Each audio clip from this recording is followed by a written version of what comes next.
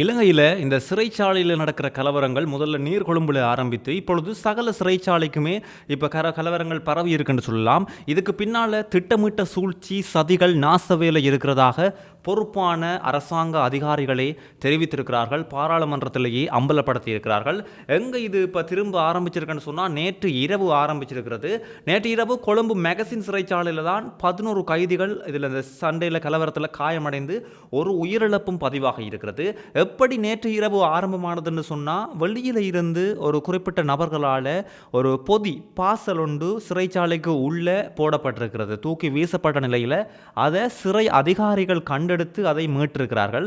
அதை அந்த கைதிகளுக்கு கொடுக்காமல் அவர்கள் தங்கள் உடைமையில் வைத்திருந்த காரணத்துக்காகத்தான் ஒரு கைதிகள் குழு அவர்களுடன் அந்த சிறை அதிகாரிகளுடன் முரண்பட்டு பிரச்சனையை உண்டு பண்ணி அதே ஒரு கலவரமாக வெடித்திருக்கிறது என்றால் உங்களுக்கு தெரியும். முன்பு நாங்கள் காணொளிகளில் குறிப்பிட்டிருந்தோம். இந்த கலவரங்கள் வெடிக்க காரணம் போதைப்பொருள் பயன்படுத்துவதை சிறைச்சாலைகளுக்குள் கட்டுப்படுத்தியதையும் போதைப்பொருள் உள்வருவதை கட்டுப்படுத்தியதுமே பிரதான காரணமாக இருந்தது. காரணம் அவர்கள் போதைப்பொருளுக்கு அடிமையாக இருந்தார்கள். இப்பொழுது சிறை அதிகாரிகளாக இருக்கட்டும், போலீசாராக இருக்கட்டும், இந்த முழு நாடுமே ஒன்றாக வேலை திட்டத்தில் சிறைச்சாலைக்குள்ளேயும் போதைப்பொருள் போவதை தடுப்பதற்கு ஒரு அதிரடி நடவடிக்கைகளை மேற்கொண்டு வருவதால் அதை தாங்க முடியாமல் பொறுத்து கொள்ள முடியாமல் திடீரென்று சாப்பாடு இல்லாமல் இருக்கிற மாதிரி அவர்களுக்கு அந்த போதைப்பொருள் இல்லாமல் இருக்கிறதால தான் இப்படி பொங்கி எழுந்து போராட்டங்களை முன்னெடுத்து பிரச்சனைகளை உண்டு பண்ணுகிறார்கள் என்று சொல்லியிருந்தோம். அதே சம்பவம் தான் பதிவாகி இருக்கிறது நேற்று இரவு இந்த கொழும்பு மெகசின் சிறைச்சாலையில். இப்படி கொழும்பு மெகசின் சிறைச்சாலையில் இருந்த சம்பவத்தால் 9 கைதிகள் வேறு சிறைச்சாலைக்கு மாற்றப்பட்டிருக்கிறார்கள். புதிய மெகசின் சிறைச்சாலையில் 40 கைதிகள் தான் இந்த சிக்கலுக்குரிய விஷயத்தில் ஈடுபட்ட ஆக்களாக இனங்காணப்பட்டிருக்கிறார்கள். இது இப்படி நேற்று இரவு நடந்த நேரத்தில் ஒரு மாதிரி இந்த கலவரத்தை கட்டுப்பாட்டுக்குள்ளே கொண்டு வந்தாலும் இன்றைக்கு விடிய ஒரு சம்பவம் பதிவாகி இருக்கிறது. எங்கே என்று சொன்னால் ரத்தினபுரி குருவிட்ட சிறைச்சாலையில் இன்றைக்கு காலமே ஒரு கலவரம் வெடித்திருக்கிறது. 15 பேர் வைத்தியசாலையில் அனுமதிக்கப்பட்டதோட 2 உயிரிழப்பு பதிவாகி இருக்கிறது. நேற்று இரவு நடந்த சம்பவத்தில் ஒரு உயிரிழப்பு கொழும்பு மெகசின் சிறைச்சாலையில், இன்றைக்கு காலமே ரத்தினபுரி குருவிட்ட சிறைச்சாலையில் நடந்த கலவரத்தில் 2 உயிரிழப்புகள், 15 பேர் வைத்தியசாலையில் அனுமதிக்கப்பட்டிருக்கிறார்கள். இப்படி தொடர்ச்சியாக பதற்றமான சூழ்நிலை உருவாக்கி இப்போ வரைக்குமே பதற்றமான ஒரு சூழ்நிலை தான் தொடர்ந்த வண்ணமாக இருக்கின்றது. இதற்கு நீதி அமைச்சர் ஹர்சன நாணயக்கார என்ன சொல்லியிருக்கிறார் சொன்னால், நாங்கள் இந்த பிரச்சனைகளை கட்டுப்படுவதற்கு போதிய அளவு நடவடிக்கைகளை எடுத்திருக்கிறோம். துப்பாக்கி சூடை நடத்தியிருக்கிறோம், கண்ணீர் புகைக்குண்டுகளை வீசியிருக்கிறோம். காரணம் என்னென்று சொன்னால், இப்படி செய்யாவிட்டால் இந்த விஷயத்தை கட்டுப்பாட்டுக்குள் கொண்டு வர முடியாது. அவ்வளவுக்கு வலுத்திருக்கின்றது பிரச்சனை. கைதிகள் கொந்தளித்துக் கொண்டிருக்கின்றார்கள். எங்களால் முடிந்த அளவுக்கு கண்ணீர் புகைக்குண்டுகளையும் துப்பாக்கி சூடுகளையும் நடத்தியிருக்கிறோம் என்று சொல்லி நடத்தி கட்டுப்பாட்டுக்குள் கொண்டு வந்திருக்கின்றோம் என்று சொல்லி நீதியமைச்சர் ஹர்சன நாணயக்கார சொல்லியிருக்கிறார். பாதுகாப்பு அமைச்சர் ஆனந்த விஜயபால இந்த சிறை கலவரங்கள் தொடர்ச்சியாக நடந்து வருவது பற்றி என்ன சொல்லியிருக்கிறார் என்றால், இதுக்கு பின்னால் நாச வேலை இருக்கின்றது, சதி வேலை இருக்கின்றது, சதிகார கும்பல்கள் இருக்கின்றார்கள். அதோடு முக்கியமான விஷயத்தை பாராளுமன்றத்தில் வைத்து சொல்லியிருக்கிறார். போதைப்பொருள் அடுத்தது பாதாள உலகக்குழு, போதைப்பொருள் கடத்தல்காரர்கள் மற்றும் பாதாள உலகக்குழுவினர் தான் இதற்கு பின்னால் இருக்கின்றார்கள். சாதாரண கைதிகள் சின்ன சின்ன பிரச்சனைகளில் ஈடுபட்டு சிறைக்குள்ளே இருக்கிற கைதிகளால் இந்த பிரச்சனை உண்டு பண்ணப்படவில்லை என்று சொல்லி பாதுகாப்பு அமைச்சர் ஆனந்த விஜயபால சொல்லியிருந்தார். இப்படியெல்லாம் இருக்கையில் திடீரென்று இப்போ கொஞ்ச நேரத்துக்கு முதல் ஒரு நியூஸ் அப்டேட் வந்திருக்கு. எப்படின்னு சொன்னால், நீர்கொழும்பு பள்ளம்சேனை சிறையில் அந்த வாசலுக்கு பக்கத்தில் போய் நின்று சிறை கைதிகள் போராட்டத்தில் ஈடுபட்டிருக்கிறார்கள். என்னென்ன கோரிக்கைகளை முன்வைத்து இவர்கள் போராட்டத்தில் ஈடுபட்டிருக்கிறார்கள் என்று சொன்னால், தங்களுடைய வழக்குகளை முடித்து அந்த உடனடியாக டாக்குமெண்ட்ஸை உரிய அதிகாரிகளிடம் ஒப்படையுங்கள், விரைவில் தங்களுக்கு பிணை வேண்டும், நீண்ட காலமாக இழுபறியில் இருக்கின்றது எங்கள் வழக்குகள், நாங்கள் வீணாக சிறைச்சாலைக்குள் இருக்கின்றோம் என்று சொல்லி ஒரு குறிப்பிட்ட கைதிகள் போராட்டத்தில் ஈடுபட்டதோட அதுக்கு பிறகு ஒரு அப்டேட் வந்திருக்கு. என்னென்று சொன்னால், இந்த போராட்டத்தில் ஈடுபட்ட ஆட்கள் முன்பு அமைதியாக இப்படி கூச்சலிட்டு, அதாவது தங்கள் கோரிக்கைகளை முன்வைத்து நியாயமாக போராடி இருந்தாலும் பிறகு கற்களால் தாக்குதலை நடத்தியிருக்கிறார்கள். அதில் சில சிசிடிவி காட்சிகளையும் பார்க்கக்கூடிய மாதிரியாக இருக்கிறது. கற்கள் எல்லா கற்களையுமே தூக்கி தூக்கி வெளியேறிஞ்சால் கற்களுக்கு எங்கே போகுது? அங்கே இருக்கிற அந்த சில கழிவு நீர் போகக்கூடிய மாதிரியான அதுக்கு மேலே இருக்கிற அந்த மூடி இருக்கும் அந்த கல், பெரிய கல், அதை போட்டு உடைக்கிறார்கள். இதெல்லாமே அங்கே இருக்கிற சிசிடிவி காட்சிகளில் பதிவாக இருக்கிறது. அதை போட்டு தூக்கி போட்டு உடைக்கிறார்கள். 2 பேர் சேர்ந்து பிடித்து தூக்கி போட்டு உடைக்கிறார்கள். காரணம் என்னென்று சொன்னால், அதிலிருந்து வர துண்டுகளை அதிகாரிகளுக்கோ அல்லது அதை சுற்றி இருக்கிற வளாகத்துக்கோ தூக்கி வெளியே எறியலாம்னு சொல்லியும் வெளியே எறியதையும் பார்க்கக்கூடிய மாதிரியாக இருக்கிறது. இப்படியாக அவர்கள் ஒரு பெரிய ஒரு சிறை கட்டமைப்பை குழப்புவதற்காகவும் முன்பே அதிகாரிகள் கூறியிருந்தார்கள். இது சிறை கட்டமைப்பை குழப்புவதற்காக, சிறை நிர்வாகத்தை குழப்புவதற்கான ஒரு திட்டமிட்ட சதி என்று அவ்வாறாகவே கைதிகளும் நடந்து வருகிறார்கள். இப்படியான சிறை கலவரம் தாக்குதல்களை தொடர்ந்து இலங்கையில் இருக்கிற ஏனைய சிறைச்சாலைகளுக்கும் பாதுகாப்பு பலப்படுத்தப்பட்டிருக்கிறது. முக்கியமாக மட்டக்களப்பு சிறைச்சாலை, யாழ்ப்பாண சிறைச்சாலை, பதுளை சிறைச்சாலை என்று நிறைய சிறைச்சாலைகளுக்கு இப்பொழுது பாதுகாப்பு பலப்படுத்தப்பட்டிருக்கிறது. யாழ்ப்பாண சிறைச்சாலைக்கு மேலதிக பாதுகாப்பு இப்பொழுது வழங்கப்பட்டதோட மகர சிறைச்சாலையிலிருந்து பதுளை சிறைச்சாலைக்கு நிறைய கைதிகள் 100க்கும் மேற்பட்ட கைதிகள் மாற்றப்பட்டதால் மகர சிறையில் சம்பவம் நடந்த பிறகு கலவரம் நடந்த பிறகு அங்கே இருந்து பிரச்சனைக்குரிய 100 பேரை பதுளை சிறைச்சாலைக்கு மாற்றின பிறகு அங்கே பிரச்சனை வரலாம் என்று சொல்லப்பட்டிருக்கிறது. காரணம் நீர்கொழும்பு சிறைச்சாலையில் பிரச்சனை நடந்து அங்கே இருந்து வேறு சிறைச்சாலைக்கு சிக்கலுக்குரியாக மாற்றினா பிறகுதான் அங்கே போராட்டம் வெடித்தது. அப்போது இப்போ இந்த ஒரு இப்படி ஆக்களை மாற்றுறதே வேறு இடங்களுக்கு இன்னும் பிரச்சனையை கொண்டு போகிற மாதிரி தான் இருக்கு எங்களுக்கு கேள்வி தோன்றுகிறது. இதில் பாதுகாப்பு அமைச்சராக ஆனந்த விஜயபால இன்னமொரு விஷயத்தை சுட்டிக்காட்டியிருக்கிறார்.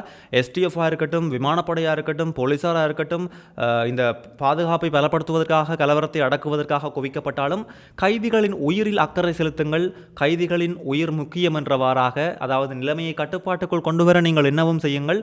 பொது பாதுகாப்பு அமைச்சராக அவர் தன்னுடைய கடமையை செய்வதற்காக அவர் ஒரு விஷயத்தை அறிக்கையை வெளியிட்டிருக்கிறார்.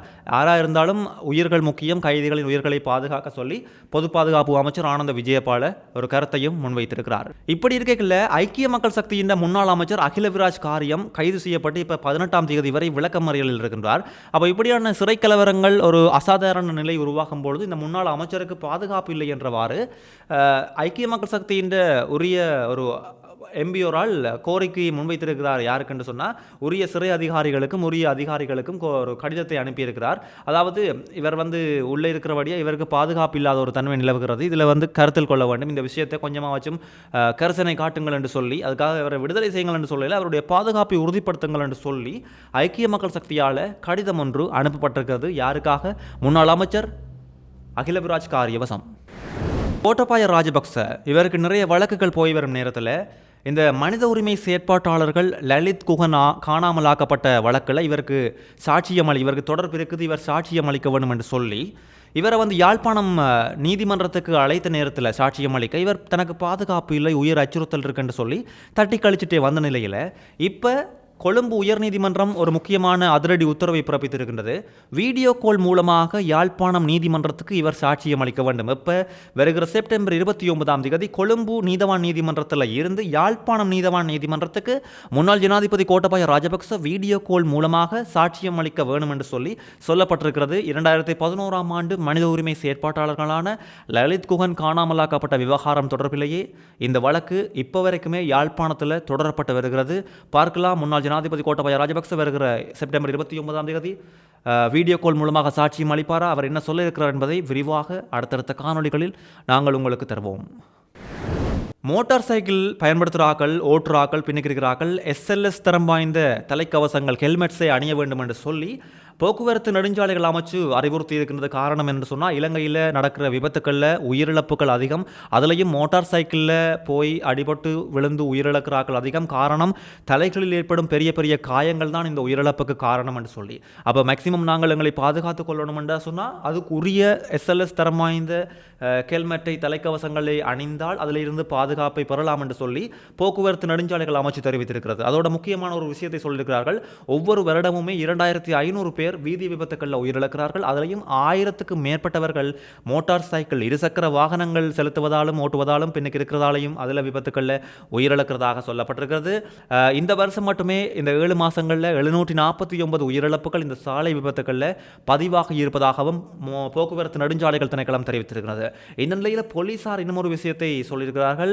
இந்த வாகனம் செலுத்துகிற ஆட்கள் முக்கியமாக காராக இருக்கட்டும், பேருந்தாக இருக்கட்டும், ஹயஸ்வேனாக இருக்கட்டும், மோட்டார் சைக்கிளை தாண்டி என்னத்துக்கு சொன்னால் அந்த காணொளிகள் வீடியோக்களை பார்த்து கொண்டே நீங்கள் வாகனம் செலுத்துவதால் பெரிய ஒரு பாதிப்புக்கு உள்ளாக்குவதற்கான வாய்ப்பு இருக்குது. காரணம் என்று சொன்னால் சிறிய ஒரு நொடிக்கின்ற கவன சிதறல் கூட பெரியதொரு விபத்துக்கு கொண்டே வழிவகுக்கும். அதால் உங்களோட வாகனம் மட்டுமில்லை, உங்களோட வாகனத்துக்குள் இருக்கிறார்கள் மட்டுமில்லை, மற்ற வாகனங்கள் பின்னால் முன்னால் போகிற வாகனங்களுக்கு கூட உங்களால் பெரிய ஒரு பிரச்சனை வரும், விபத்து ஏற்படலாம் என்று சொல்லியும் அந்த காணொளிகளை பிறகும் பார்க்கலாம், ஆனால் போன உயிரை பிறகு எடுக்க முடியாது என்று சொல்லி போலீசார் முக்கியமான ஒரு அறிவுறுத்தலை பொதுமக்களுக்கு விடுத்திருக்கிறார்கள்.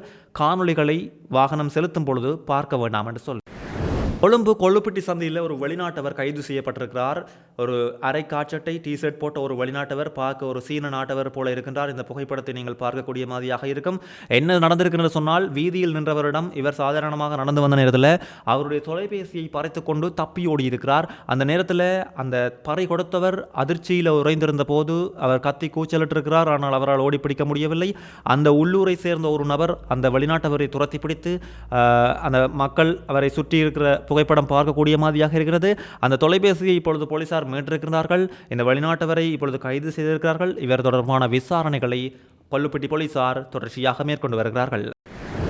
மட்டக்களப்பு களுவாஞ்சிக்குடியில் ஒரு கடையில் பூஞ்சனம் பிடித்து புழு பிடித்த பிஸ்கெட்டோட அந்த கடை உரிமையாளர் இப்பொழுது கைது செய்யப்பட்டிருக்கிறார். இதில் பிஹெச்ஐயால் தான் இந்த கைது நடந்திருக்கின்றது. பிஹெச்ஐ சோதனையிட்ட பொழுது இந்த சம்பவம் பிடிபட்டிருக்கின்றது, வெளிச்சத்துக்கு வந்திருக்கின்றது. பிஸ்கெட் புழு பிடித்து பூஞ்சனம் பிடித்தது புகைப்படங்களையும் பார்க்கக்கூடிய மாதிரியாக இருக்கின்றது.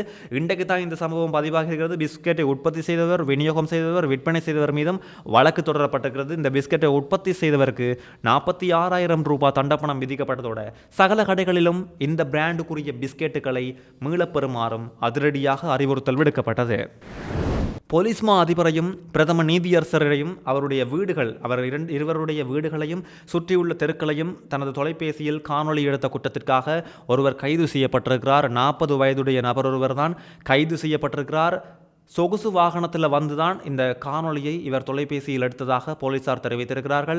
STF தான் அதில் அங்கே நின்ற விசேட அதிரடிப்படை ஒரு வீரர் தான் இதை பார்த்து போலீசாருக்கு அறிவுறுத்தலை வழங்கியதை அடுத்து இந்த நபர் விசாரணையில் கைது செய்யப்பட்டதோட முன்னுக்கு பின் முரணான கருத்துக்களை கூறியிருக்கிறார் போலீஸ் விசாரணைகளில். காரணம் என்னென்னு சொன்னால், உங்களுடைய வீடு எங்கே இருக்குன்னு கேட்கும் பொழுதே முன்னுக்கு பின்னுக்கான முரணான தவறான தகவல்களை வழங்கியதால் இன்னும் சந்தேகத்தின் அடிப்படையில் இவர் தொடர்ச்சியாக விளக்கமறியல் வைக்கப்பட்டிருக்கிறார். சின்னமன் ஹார்டனில் தான் இந்த சம்பவம் நடந்திருக்கிறது. சின்னமன் ஹார்டன் போலீசார் தான் அரெஸ்ட் பண்ணியிருக்கிறார்கள். அலுபொம்மையை சேர்ந்த 40 வயதுடைய நபரே இவ்வாறு கைது செய்யப்பட்டிருக்கிறார். என்ன காரணம், இவர்களுக்கு பின்னாலே ஏதும் சூழ்ச்சி இருக்கின்றதா, சதிகார வேலைகள் இருக்கின்றதா, இந்த காணொலியை எடுத்து ஏதாவது திட்டமிடல்களை மேற்கொண்டார்களா, அவர்களுக்கு உயிர் அச்சுறுத்தல் இருக்கிறதா என்பது குறித்து மேலதிக விசாரணைகளை போலீசார் மேற்கொண்டு வருகிறார்கள்.